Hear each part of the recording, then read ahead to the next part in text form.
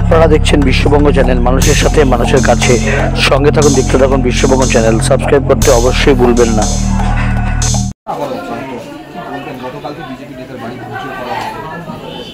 দিকে দিকে সেই 2021-এর স্মৃতি আবার মানুষের একমাত্র পশ্চিমবঙ্গ, যেখানে এত বড় সারা ভারতবর্ষব্যাপী ভোট হয়েছে, যেখানে কোনো ঘটনা ঘটেনি।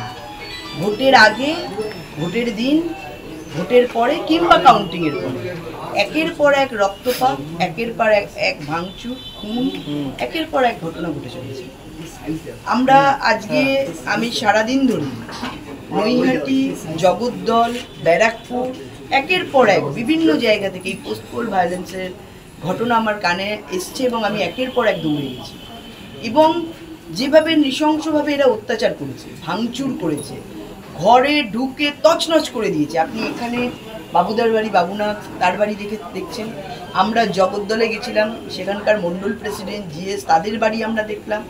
আমাদের নৈহাটিতে আমাদের মহিলা মোর্চার সাধারণ সম্পাদিকা রয়েছেন অনিন্দিতা সরকার, তার বাড়িতে এরকম একের পর এক ভাঙচুর, মার, কাঁচ ভেঙে দেওয়া, দরজা ভেঙে দেওয়া, ভয় দেখানো। তো এই ধরনের যে কাজ, এটা তৃণমূল কংগ্রেসই করে এবং বারবার করে। এটা প্রমাণিত যে যতই মানুষ ভোট দিক বা শান্তিপূর্ণ ভোট করার চেষ্টা করুক না কেন, এদের যে গুন্ডা বাহিনী এবং হারমাত বাহিনীর যে কাজ, মানুষকে ভয় দেখানো, মানুষকে উৎপীড়ন করা, মানুষের কে বারবার করে যাতে তারা আর বিজেপি না করে, যাতে বিজেপি করতে ভয় পায়, সেই ধরনের পরিবেশ তৈরি করা, ভয়ার্থ পরিবেশ তৈরি করা, এটা তৃণমূল কংগ্রেসের কাজ। এর থেকে এরা কখনো পিছু পা হবে না। এদের কোনো কন্ট্রোল নেই। যদি সত্যিকারের কন্ট্রোল থাকতো তাহলে এই ধরনের ঘটনা একের পর এক ঘটনা ঘটতো না।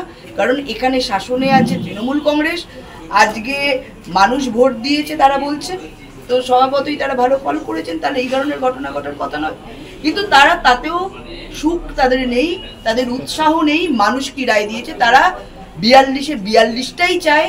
সেই জন্য এখানে বিরোধী দলের কণ্ঠ রোধ করতে চায়, সেই জন্য এরকম ঘটনা ঘটিয়েছে। পার্থভূমি এসেছিলেন, কি বলবেন? এসেছিলেন, আমি তাকে সাধুবাদ জানাই, কিন্তু আরও সাধুবাদ জানাতাম যদি এটাকে কন্ট্রোল করতে পারতেন। নৈহাটিতে উনি থাকেন, নৈহাটির মধ্যে এরকম ঘটনা ঘটেছে। জগদ্দল তার পাশের অ্যাসেম্বলি, সেখানেও ঘটেছে। আজকে ব্যারাকপুরে এখানেও ঘটেছে। তো তিনি আসছেন ঠিকই, কিন্তু তার যে গুন্ডার বাহিনী রয়েছে বা যারা সন্ত্রাসকারী রয়েছে, তারা কিন্তু তার কন্ট্রোলে নেই, এটা তার দ্বারা প্রমাণিত। আমার মনে হয় তার এই ব্যাপারে খোঁজ রাখা উচিত এবং এদের কন্ট্রোল করা উচিত।